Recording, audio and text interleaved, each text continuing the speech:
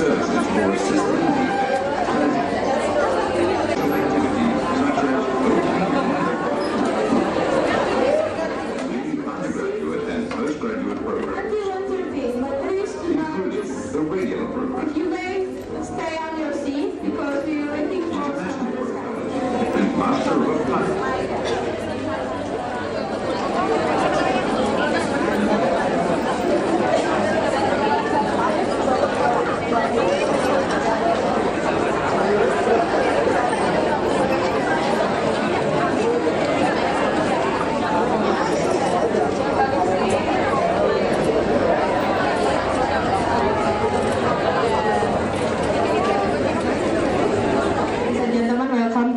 Fakultas Psikologi, University of Indonesia. A quick word about this program today. We will have an opening remark from our dean, Dr. Dahlan, and then after that we will Professor Samuel Gosling will deliver his lecture. After the lecture, Pak Hari Susianto will moderate the answer and question session, and also he will give us summary in Bahasa to help us to more understand about the lecture. So in order to make the lecture run smoothly, please turn off your cell phone. Silahkan dimatikan supaya tidak mengganggu mimpi orang lain. With opening remark with our dean, Prof. Dr. Dahlan, please welcome. Assalamualaikum warahmatullahi wabarakatuh. Salam sejahtera kita semua. Good afternoon, all participants in this public lecture, especially staff members of Faculty of Psychology and also from maybe other faculty in Universitas Indonesia. Welcome. The title of today's lecture is Snoop Dreams. You will know what Snoop Dreams is, and I will not explain or translate it what is it. Yeah. It's through this the expression of personality in everyday context. Personality, quoted from Professor Gosling's books, as an individual's unique pattern of thinking, feeling, and behaving that is consistent over time. Besides that, it has long been associated with psychology. In the past 15 years, research in personality has progressed tremendously. We are very fortunate to have Professor Samuel Gosling at the University of Indonesia to share his research. You will see that there are many new way of thinking about personality and how to study about personality. Professor Gosling is a social psychology professor from University of Texas at Austin University, the United States of America. He is an expert in the field of personality. He is the author of 10-item personality measure, short test of music preferences, personal living space, Q inventory. Besides that, is also Facebook application You Just Get Me, several online versions of Big 5 and famous book Snoop, What Your Stuff Says About You. For his pioneering work developing a cross-species comparative approach to personality, he had been awarded in the 2008 APA Distinguished Scientific Early Career Contribution to Psychology. So give applause for Professor Gosling. To Professor Gosling, on behalf of the Faculty of Psychology of University of Indonesia, I extend my gratitude again to you for your time and willingness to share your expertise with us. We are very happy to have you here giving the lecture. I also want to convey my greatest appreciation to all parties, especially to the panitia, for making this public lecture possible. May you all have enjoyable time and exciting discussion in this lecture. Please, thank you. Thank you very much, Dr. Wilman Dahlan. Now let's begin the lecture.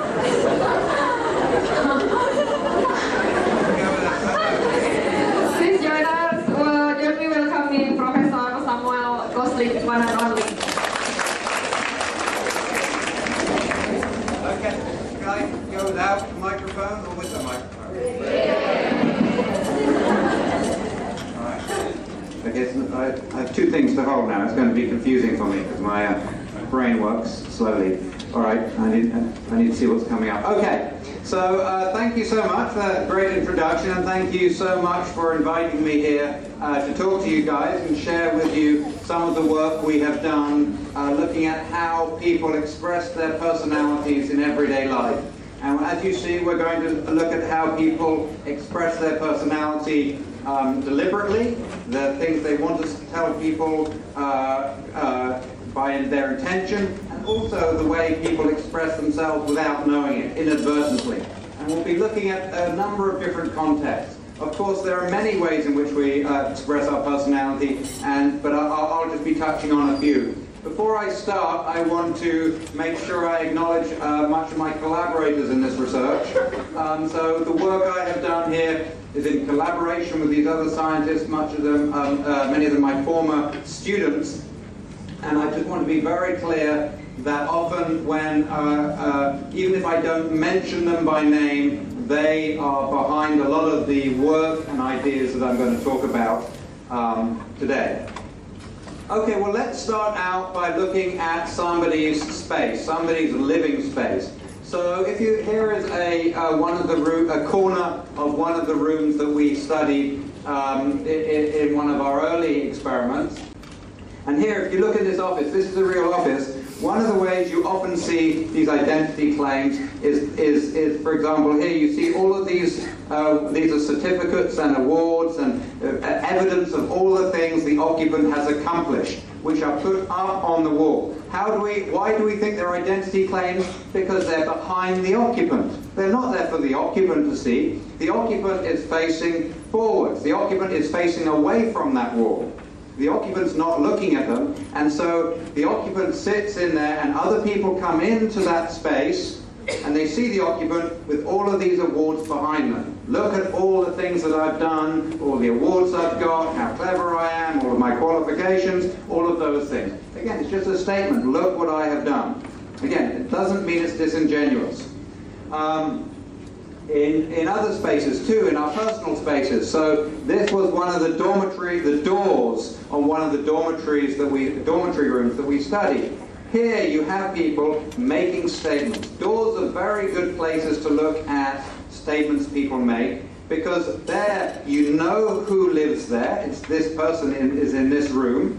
And not only that, it's for other people. When the occupant is in this room, they don't get to see what's on the door. They don't get to see it. It's for other people. So here you begin, just before you have even gone into the room, you begin to get a sense of this occupant's values and what's important to them. Put a brain in the White House, it says here. They're obviously not happy with who's in the White House. Be your own goddess. Okay, so it's sort of projecting an idea of the powerful femininity and so on, and the importance of women's values and so on like that. So and all of these little statements, each of them saying some message before you've even got in. So these are deliberate things we do to the space to broadcast our values. But we can affect the space in other ways too. Many of the things we do to our spaces are in the service of making us feel something or to think about something. The most obvious way we do that is by listening to music. So we often listen to music, and you listen to different music at different times. If you want to calm down, you listen to relaxing music. If you're going to go out and have a party, you want to listen to exciting, lively music. We use music to affect how we feel and sometimes the things that we think about. But we can also do that with items in our space, in our living space. So, for example, many of us have photos that are important to us, photos of a loved one. photo of, like in this case, the occupant's baby is here, and maybe their spouse and other important people. Now these are different from identity claims because they're not there for other people to see. The position suggests they're there for the occupant. They're there to make the occupant feel something. These sorts of things are what Wendy Gardner, a researcher at University of Chicago, she has called these social snacks. Yeah, little snacks, the little emotional snacks you take. So just as if you're in the daytime, if you're feeling hungry, you may snack on some nuts or some fruit or whatever. Here, just if you're feeling emotionally hungry, you're missing someone, you can look at this. Maybe people carry around photos in their wallet, or they have photos on the back of their mobile phone, or whatever it is. People use these things to try and emotionally reconnect to the people and places and objects that are important to them. So these sorts of things I call thought and feeling regulators. We use them to regulate how we feel and how we think. And you can see these differences. So here these are two photos. I'm not sure if you can see them at the back. They're two photos of office spaces. Two photos of office spaces. One of them belonging to an extrovert, which you can see, right? It's called and one of them belonging to an introvert. So if you look at the extroverts, we know. What do we know about extroverts? The one thing we really know about extroverts is they like people. They love people, they socialize. And so what do you see in an extrovert's office? You see photos of people. People, people, people, people. Well, there's no more room for people, so we'll put more people up on top here. More people, people, people, people, right? So they just like looking at people. That's what they do. That is what they are drawn to. As you'll see, they make their spaces more inviting, so people come into their spaces. They even prefer music, which has voices and singing in it. They're drawn to music, so they're drawn to people so much. But they're here. You look at the introvert's office, right? Not a person inside. There's nothing, right? The closest you get to having a person is a tree standing in the middle of a field, all right? So there's not. They just want here. This is saying the one on the left is saying lively, act people, stimulating. This is saying calm. Just calm down. It's for people who want to regulate, right? And this is certainly consistent with the theories that suggest that neurologically introverts have very high arousal in their minds, and they're just trying to calm down, right? This is the introvert, and the extroverts don't. They have low arousal in their minds, so they're trying to use the outside world to stimulate themselves. Okay, so we've talked about identity claims, and we've talked about thought and feeling regulators. The third way people leave traces of their personality in their space is what I call behavioral residue. So the idea of behavioral residue is that every day in our lives we can engage in many different behaviors, and some of those behaviors, not all of the behaviors, but some of those behaviors leave a trace in the world. So for example, if you look at somebody's bookshelf, and you see a bookshelf here, if you look at somebody's bookshelf, what you see is evidence of the sorts of things they have read, so it's a residue of what they have read, but look at how it's organized too. Is it organized very well? In this case, it's not organized very well. It's kind of in all kinds of, the books are out of order, some of them are sideways. Then you could look inside the books. You could see, well, how have the books been used? Has the person underlined things? Has the person made notes in there? Maybe the person was eating and there are crumbs inside the books from when they were eating. There's all kinds of evidence of behavior. So these are different. These are accidental, inadvertent traces of personality that get left in somebody's space. This is another one of the spaces we studied. This is somebody's space, right? This is behavioral residue of not tidying up, right? This is the residue of not tidying up. This person didn't tidy up, and that's why they have this space. Again, you can see this in somebody's office spaces. So here you see two offices. In fact, this is the introvert, who we were seeing earlier. But look at the difference here. Chaos. Here, chaos on top of the desk. And you look at the one on the left, it's clean. And you can see, look at the person sitting there. You can see how delighted he is to have a clean, open space. Right? It's very, very different. Okay, so let me tell, so now you know the different ways, the three different ways in which people might express themselves. Let me tell you a little bit about one of the studies we did to examine these processes. Let's take a look at some of the data. So what we were interested in is how ordinary, everyday people form impressions of others on the basis of the spaces in which others live. That is, if I went into your living space, what could I learn about you? And we're not here talking about expert opinions. We're not talking about if the FBI or some secret service went in and was able to look. We're talking about ordinary, everyday processes. You and I, we go into somebody's space, what can we pick up from that space? So what we did in this study was we got a number of people to say we can go and look at their spaces. And before going in, we had to prepare these spaces. So first of all, we wanted it to be very anonymous, so we covered up the names of the person. We went in and covered up the names if they had their name anywhere.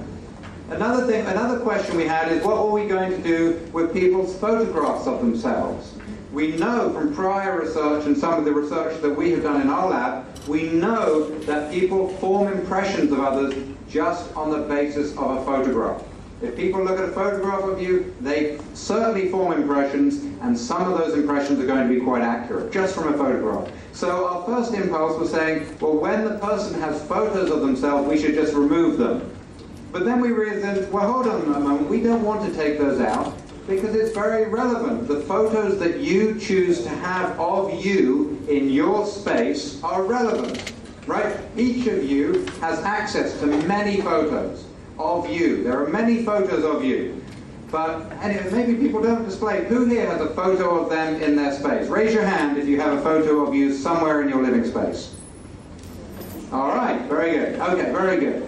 All right, okay, yeah, good, okay. So you have a, how did you think about it? Why that photo? Why did you choose that photo? Why not another one? What is it that made somebody else might have chosen a different photo? What is it that is so crucial about that photo? So it's relevant which photos you could have chose. Some people have photos of them engaging, maybe they're sitting on top of a mountain meditating, right? That's one person. Another person has a photo of them with all of their friends, staggering around, yelling at the camera in the middle of a huge big party, or something like that. Which one you have says something. So we didn't want to remove the photos. What we wanted to do is just cover up the person. So we put a little post-it sticker over the person's head so you couldn't see what that person looked like, but you could see what they were doing. You could see a post-it sticker meditating on a mountain, or a post-it sticker waving at the camera of all of their friends, or whatever it is. But you could see what was going on. So then what we did was I sent in a team, and that's what you can see in these. These people, they were people working in my lab, and I just said, go into this room and tell me what you think this person's like. So each one of them is filling out a personality questionnaire. They're filling out a personality questionnaire which gives the impression their impression of what they think that person is like. At the time, we had no idea if they were right. Then what we did was we sent a different team in. A different team went into the space and wrote down all of the items in that space. So they looked at very broad things like, is it organized, is it colorful, is it distinctive, is it warm, is it cold? They looked at all of those things. But then they also looked at very specific things like what's in the space. Is there paper clips? Is there pictures? If there are pictures, what are the pictures of? Is there a clock? Is there how many clocks? Is the clock fast? Is it slow? Is there trash? Is it empty? Is it full? So they're writing down all of these items inside the space too. And then finally what we did was we got information on the occupant themselves. So the occupant would fill out a questionnaire saying what they are like.